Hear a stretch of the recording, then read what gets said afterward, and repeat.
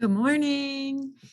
This is Sarah, your literacy coordinator. I am videoing the slides that we used on Friday at the in-service on the foundational skills.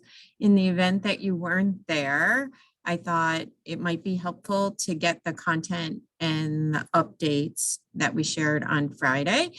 It's not that long. It'll be 20 to 30 minutes. On Friday, what we originally had planned was to do the full morning devoted to the foundational skills. And then we realized there was this more pressing need for teams to take time and work on their remote learning plans. So what we did was we did about an hour devoted to the foundational skills, of which 20 minutes was me, presenting some content and updates. And then teams broke out, grade level teams broke out and spent some time researching the Fun Hub, which is the digital platform that goes with foundations, and sharing how they might use that platform for planning or for direct instruction. And that was the time that we spent on the foundational skills, and then teams moved to the remote learning planning. So let's start. I have a Jamboard. I started on Friday having teachers respond on a Jamboard and give me some feedback about how word study is going for them. So there's a page when you click on this link here, there's a page for one or two things that are going well with your word study. Then there's another page for challenges with word study. And then there's one last page for any burning questions that you might have about word study. And this feedback will be really helpful for me as I plan the remaining time that we have for foundational skills for professional development. So I'll be looking for themes on those boards. I've already noticed that, things that are going well. There were several comments about the new resources that have been given out to support instruction in the foundational skills. Also, there were some comments about a clear scope and sequence. So that was good that teachers felt that was supportive. Challenges, I noticed a couple comments on how to address the complex and diverse needs of students in the classroom. And, that's an area that I'd like us to revisit and kind of problem solve around. So any feedback you can give is helpful as we're moving forward. So thanks for joining me. I'm going to take you through these slides. I started with a video, a kindergarten video, because we all like to watch kindergartners, and to activate teachers' thinking about the foundational skills. This video is on phonological awareness, which is one of the components of the foundational skills. I just have a note here. I think I'm actually going to fast forward through it, but there's an example, and there may be more than one example where the teacher doesn't clip her sounds when she's trying to segment them. So she adds this extra vowel sound, which can be confusing for kids. So something I know that I try to be careful of, but I wanted you to try and ignore that. I just want to tell you that up front, because I wanted you to be thinking about, as you're watching this video, what is effective, what is going well for kids, and additionally think about what would the learning target of this lesson be. So let me take you to the video. It's short.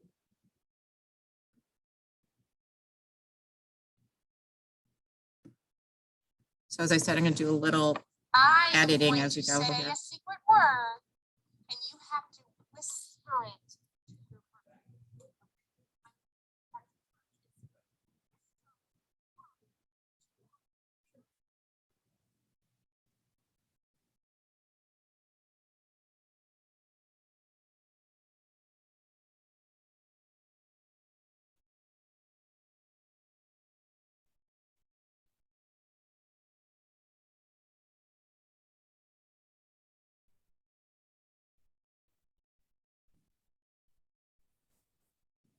So I'm going to take you just a little bit further into the video. Excellent. Good job. Okay, ready for another secret word?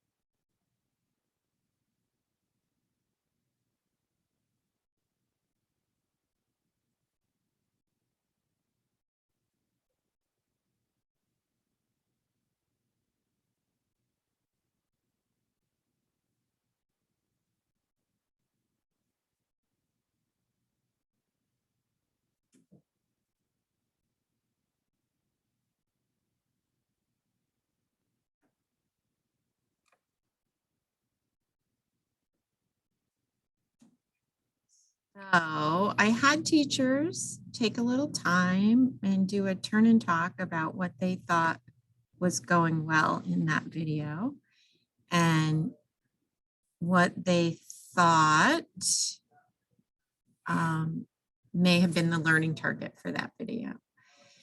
And so I'll give you, a chance just to do some of that thinking on your own.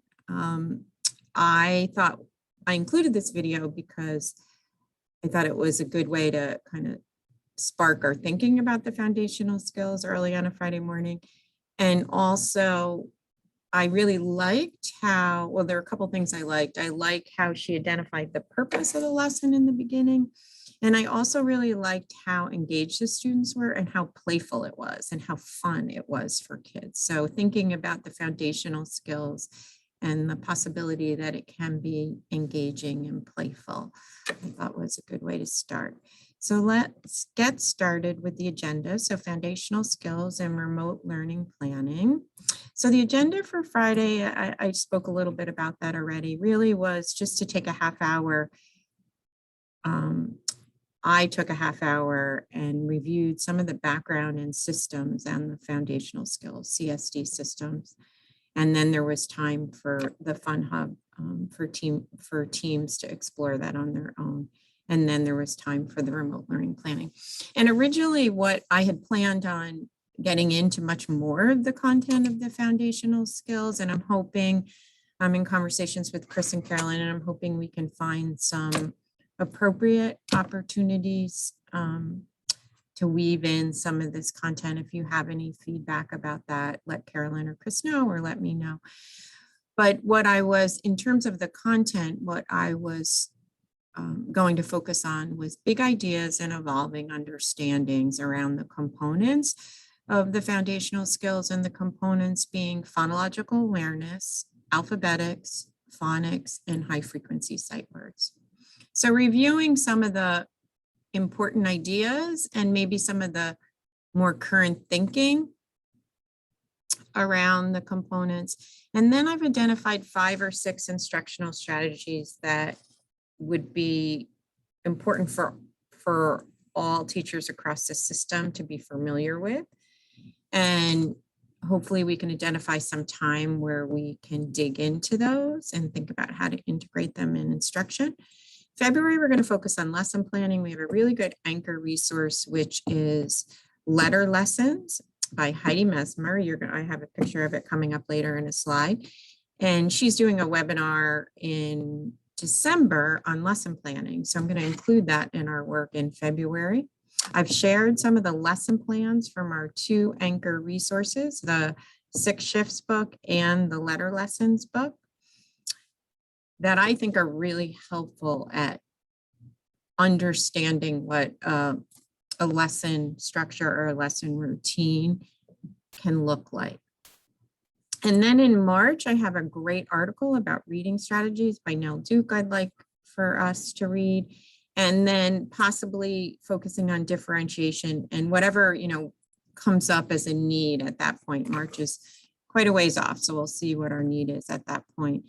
So the purpose over the course of the year is really to align our instruction and our systems across a grade level and vertically, and to strengthen our systems at the CSD systems. I've spent a lot of time over the summer doing research and working on strengthening our systems and instruction.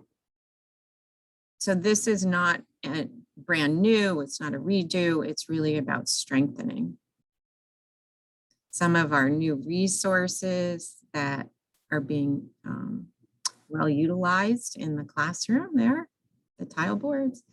So the purpose of Friday and for this video is to build a common understanding of the CSD systems for the foundational skills. You won't have the opportunity, but I encourage you to take some time to explore the Fun Hub on your own and ask me if you have any questions. But I wanted teams to all be familiar with it as a resource for planning and instruction. And then understand what's our plan for this year for professional learning. There's some things we don't know, but there's some things we do know.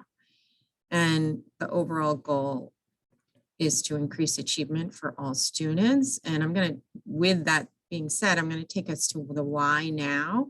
Are we focusing on that? Because increasing achievement is especially, it's always our goal, but we know that we have some significant gaps in learning and learning loss due to the complexities of our learning models over the last 2 years.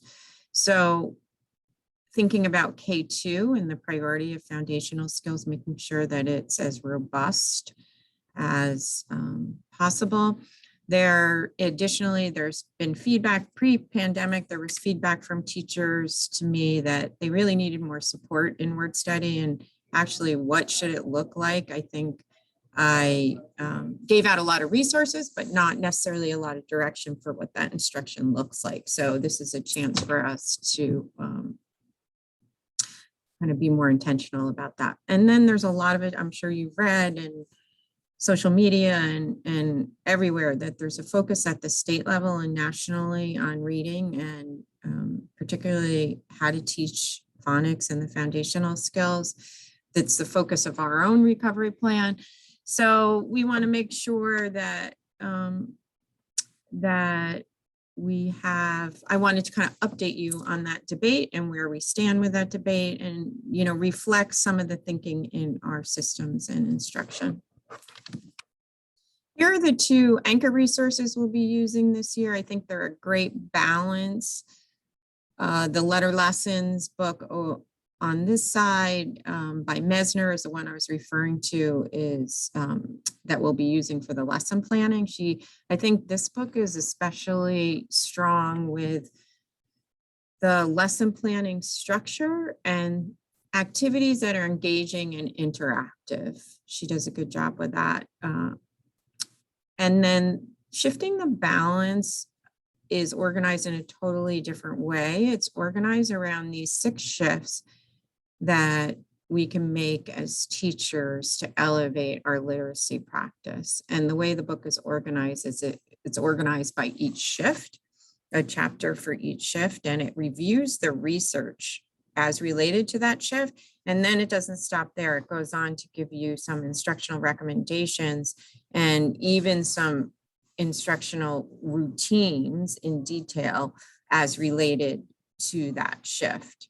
So it's well organized, and we're going to focus on 4 of the 6 shifts. And I have Google folders here that are linked, and where you can access all the companion resources that go with these anchor resources. And I've given you, as I said, in grade level team meetings, I've given out the lesson plan and some of the resources from Shifting the Balance. There's some good resources that go with that text. So I like to use the metaphor of building a house because as we're thinking about this work over the course of the year, this is not like a tear down or demolition, and it's really not completely new construction. You've all been teaching the foundational skills for a long time. You all have a significant toolbox. This is more about sort of focusing on an improvement project. And the improvement project can look different ways for everyone. And I've given some examples of ways in which we might want to make some shifts. And you can be thinking about, well, what would be most important for you? And your goal may change over the course of the year as we have more discussion and dig deeper into this topic. But when you think of an improvement project, it could be like a new blueprint. Are you thinking of maybe incorporating a new lesson structure or template? And I've given you some examples of those that possibly you could use.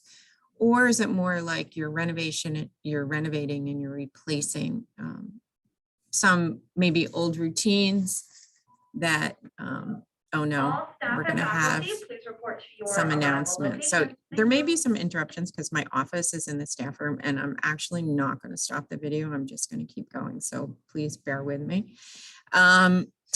So the renovation might look like replacing Foundation's resources or incorporating Foundation's language instead of maybe a variety of external resources that you've used. I would encourage everyone to kind of consolidate our resources. And maybe it's what Heidi Mesmer, I like how she talks about this in her book, in the Letter Lessons book. She talks about verbal clutter, and I know I've been guilty of verbal clutter. So reducing verbal clutter and replacing it with focused, explicit language, really precise language. Or maybe it's more like small additions. Maybe it's not replacing something, but it's adding something. Adding some explicit modeling for blending and segmenting, like really showing what does this look like and how do you do it. Adding a bit of word study to small groups, 5 or 10 minutes at the beginning and the end. And it could be additional practice as related to the text kids are reading, or it could be additional practice of the whole group skill that you taught into, or it could be a little bit of practice at an instructional level.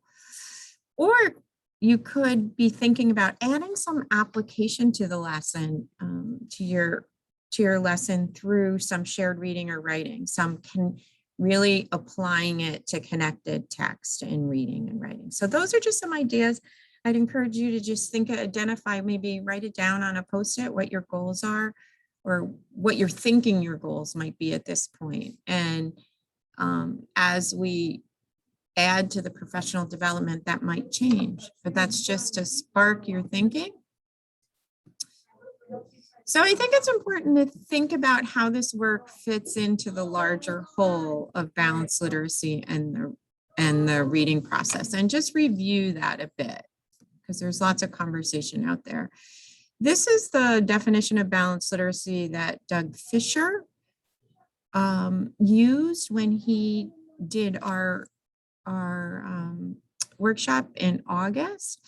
And I really liked this definition. It was a little bit, I felt like it was more current. So take a minute and read it.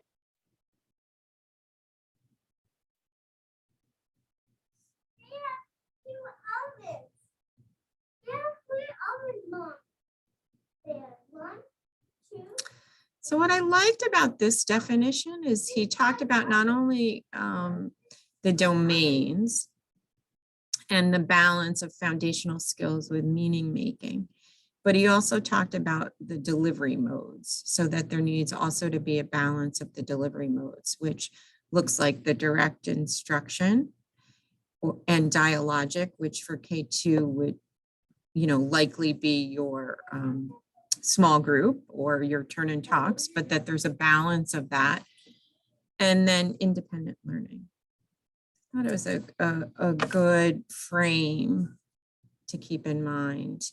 This is a visual that I'm using with Mallets Bay. We're doing some professional development at Mallets Bay, and I'm working with a consultant, Gail Moskowitz. And this is a visual she used, and I've taken it because I was looking for a visual for our literacy block, and I like that it represents reading workshop, writing workshop, and word study. And I like that it's framed by the read aloud, because the read aloud is what surrounds all of your literacy block. And then what they all have in common in the middle is some explicit instruction. So there's explicit instruction in reading workshop, writing workshop, and word study. And additionally, there's likely some focused small group instruction. So that's a visual I'll continue to use to represent our literacy block. And then this, I didn't go through this whole slide, but I did copy and put it on the table. There's just lots of research that I've been reading over the summer. And what I did was I took out what were, I thought, some of the big and important ideas that could almost drive our belief in our literacy model. And Oh, there they are. And some of them, I'm sure are very familiar to you. Reading is complex. You live that every day. Reading students' strengths and needs vary. I'm not going to go through all of them. I encourage you to read this list and think about it as kind of a belief or a mission as related to our literacy work. And then the last one is the most important that I wanted to highlight, that teachers and teacher expertise matters the most. And that's really research based. So more than a program, more than an approach, teachers are what matter, and investing in teacher expertise is really worthwhile. And I really appreciate your attention and focus on this, because it does matter.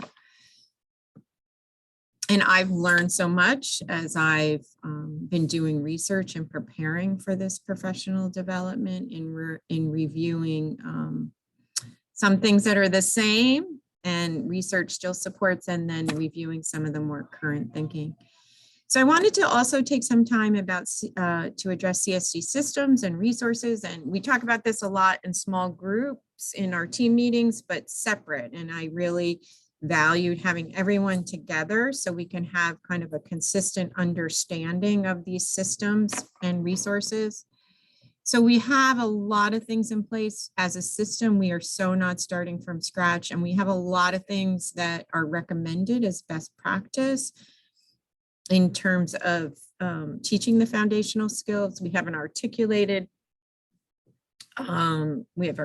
curriculum maps, and what we've done with the curriculum maps is we've moved the foundational skills up to the top of the map to reflect their priority, and they are listed under the ongoing skills. We have really clear, well-articulated scope and sequences that I've continued to work on over time. And I've worked on the formatting over the summer to try and make them more clear and supportive for teachers. Added some, I've worked on the high frequency sight word column, and we've added the reading skills column so that to be aware of what's coming up in reading for students. So in small groups, being aware of that. So our scope and sequences continue to improve over time. We have standards of practice. I have a slide for that coming up that have been revised.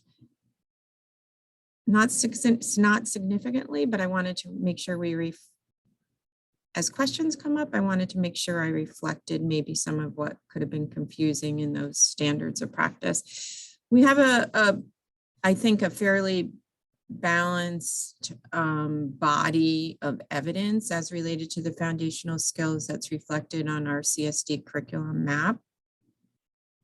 We've made progress on dedicated time and schedule this year, which is great. We have a universal alphabet. We use the foundations, and what research says is that what's most important is picking an alphabet, and it's not so important which alphabet you pick, but pick one and use it universally across all settings.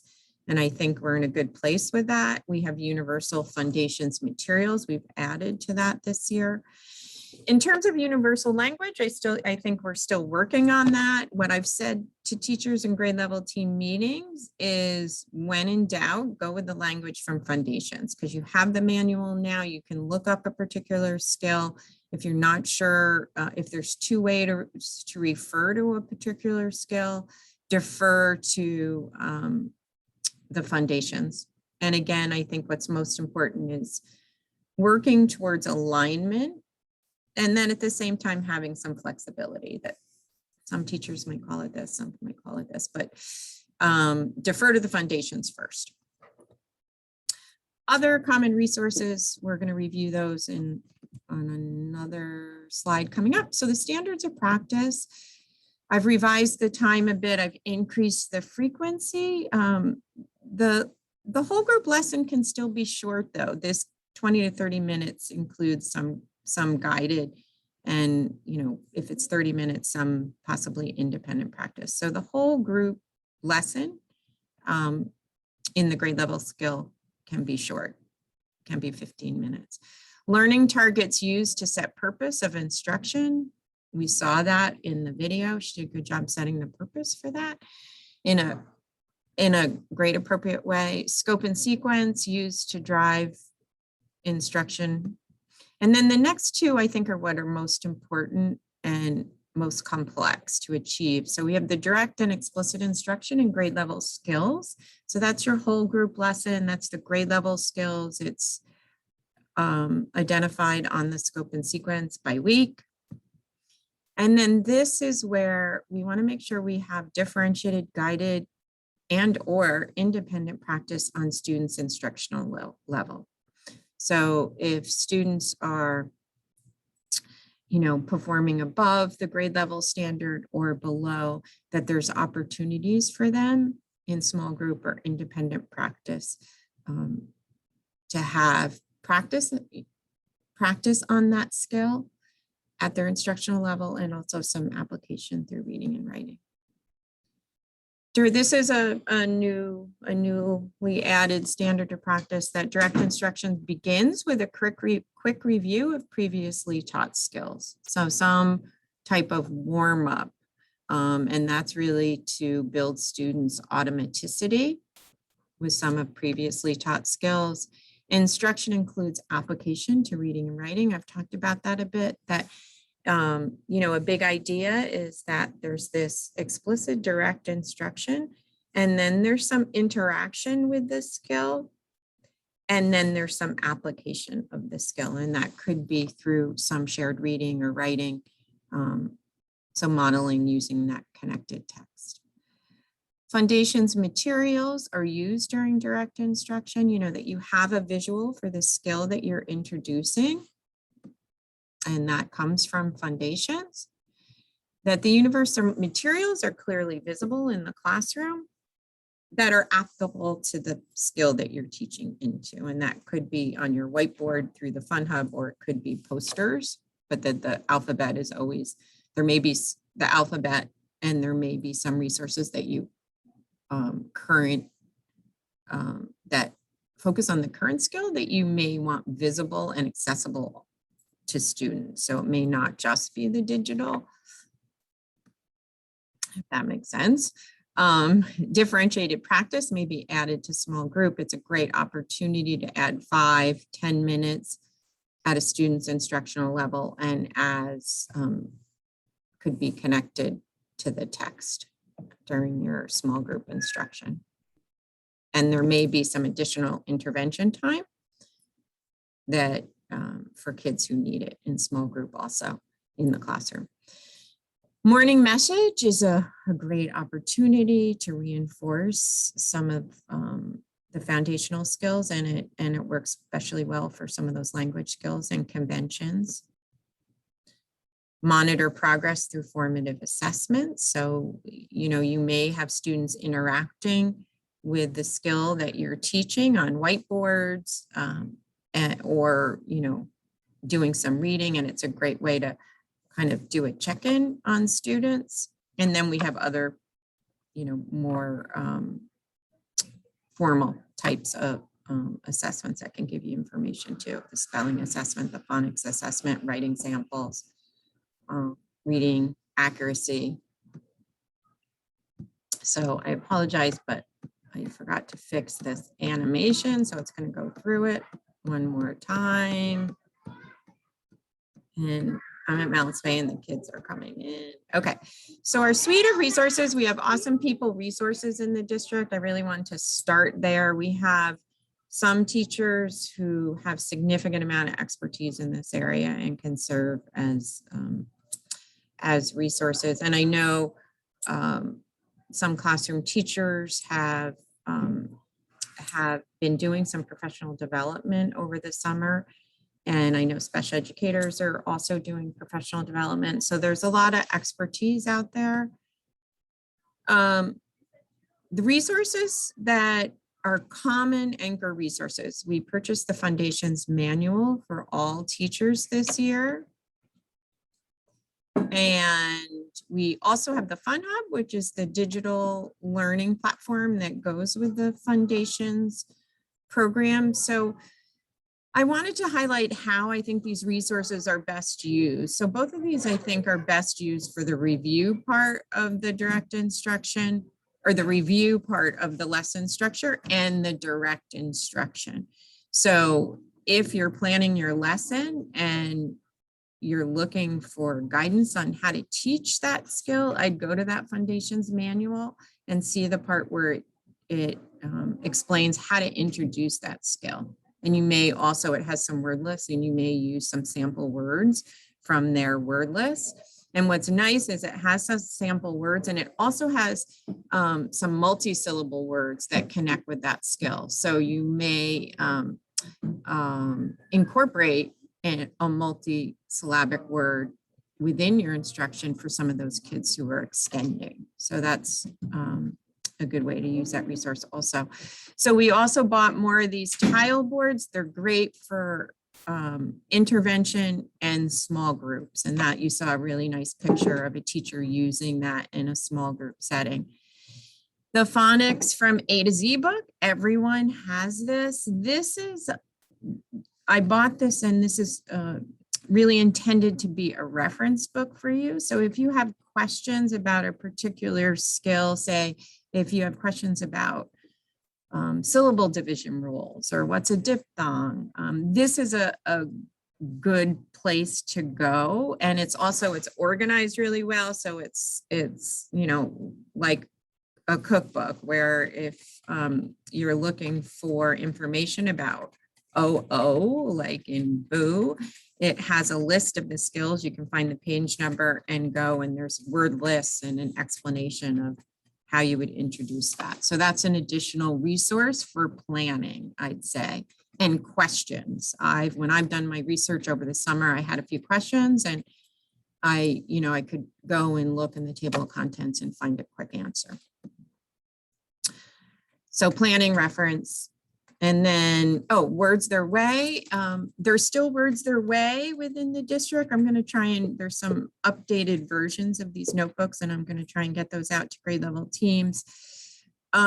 We've been talking in grade level team meetings about how best to use these words their way resources. I think there's been some concern around the management of them, and also that it's really passive, and it hasn't been a good use of time for students. And so we've been talking about how to teach into the routine of using these resources and their word sort. So making it as active as possible, and teaching a really clear routine where students always read, sort, reflect. Why did they put them in the categories that they put them in?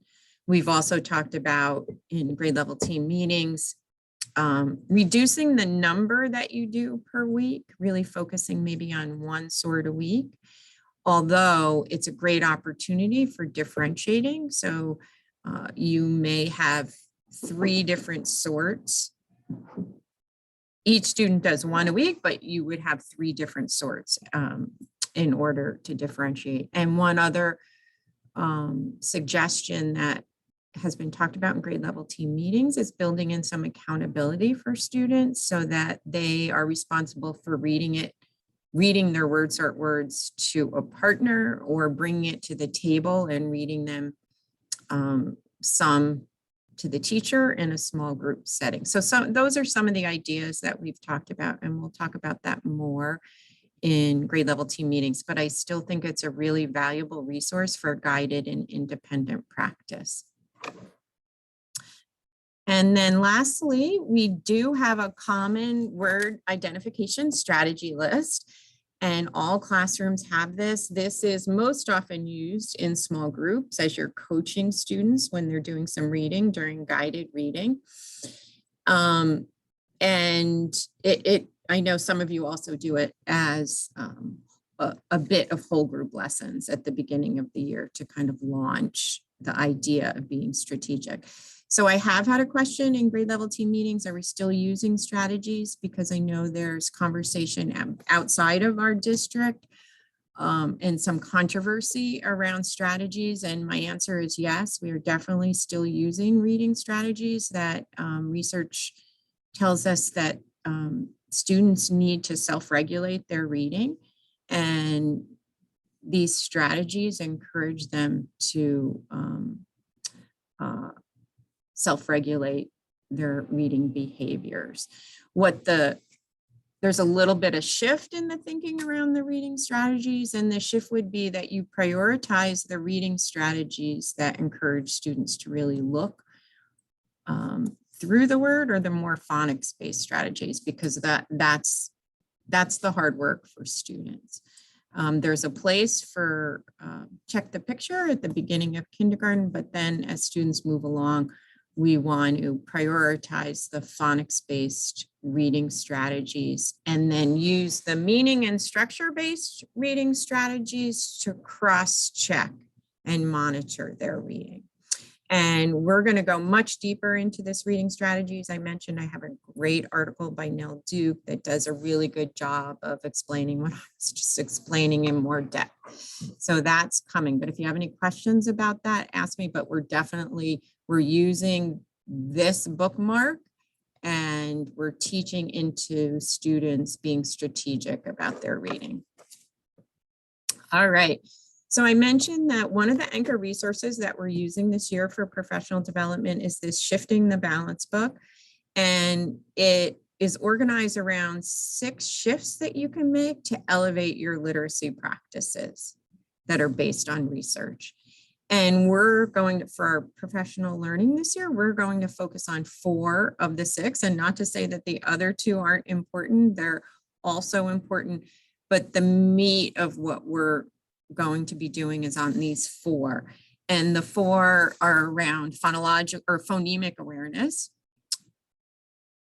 phonics, and they say cracking the written code, high frequency sight words, and some of the new thinking around how to teach high frequency sight words. There's a little bit of a shift. I think that was, this chapter was for me, had some of the most new thinking, I'd say, of any of the shifts in the book. So we're going to go into what's that new thinking around teaching high frequency sight words. And then we just talked about strategies. That's the last shift. It says what we just talked about, the strategy, prioritizing print as a strategy for word solving and using meaning and structure to cross-check. So those are the 4 that we're going to be focusing on. So the high leverage strategies that we're going to be unpacking, let's say, and researching. The first one is Elkonin boxes, also called sound boxes. And this is a really, there's going to be another announcement. So I'm just going to wait till our announcement's over, and then I'm going to keep going. Actually, maybe you can hear me. They're pretty soft.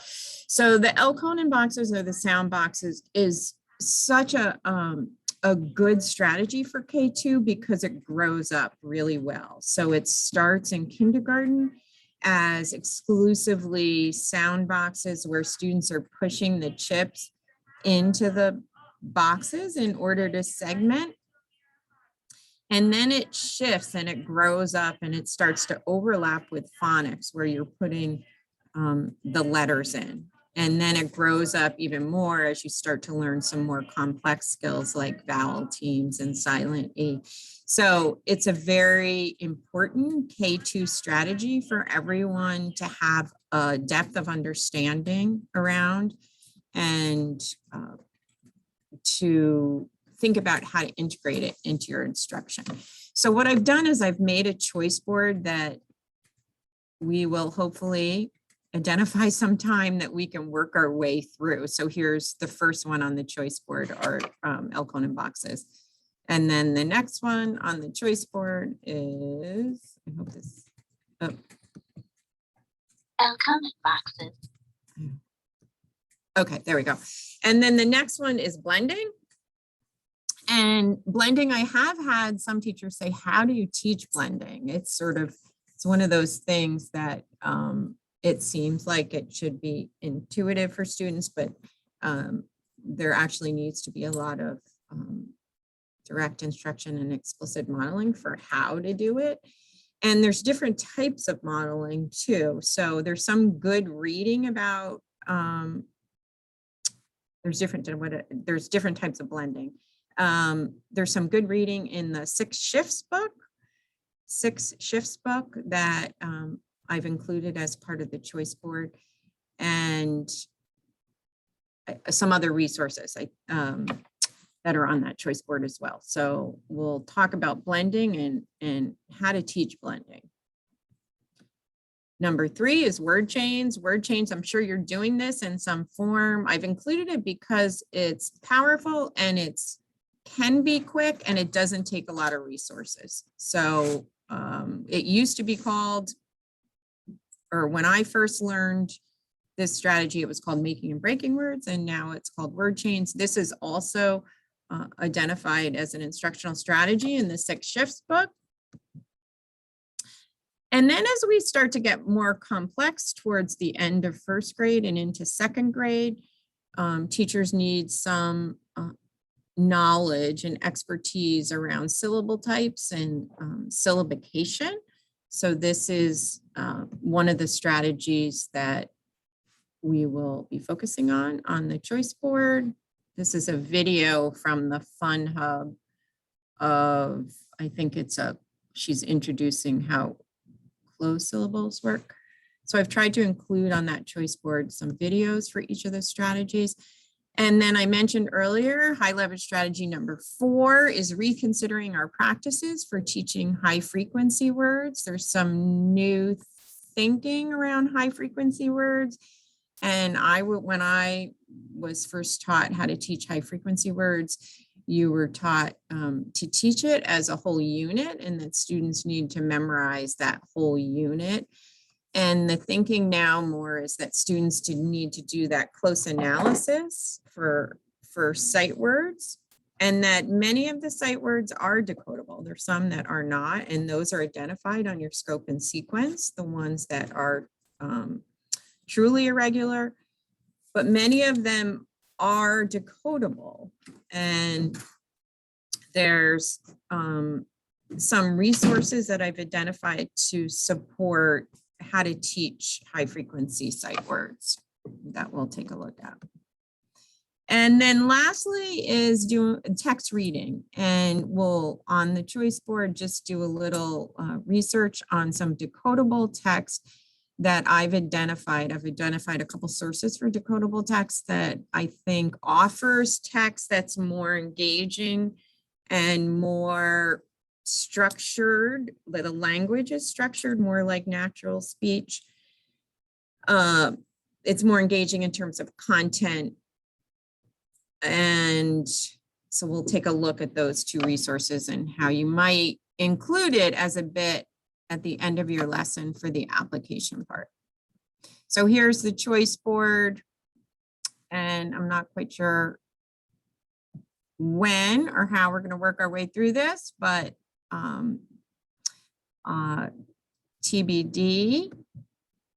And then teachers spent time in the Fun Hub, so I would encourage you to become familiar with the Fun Hub.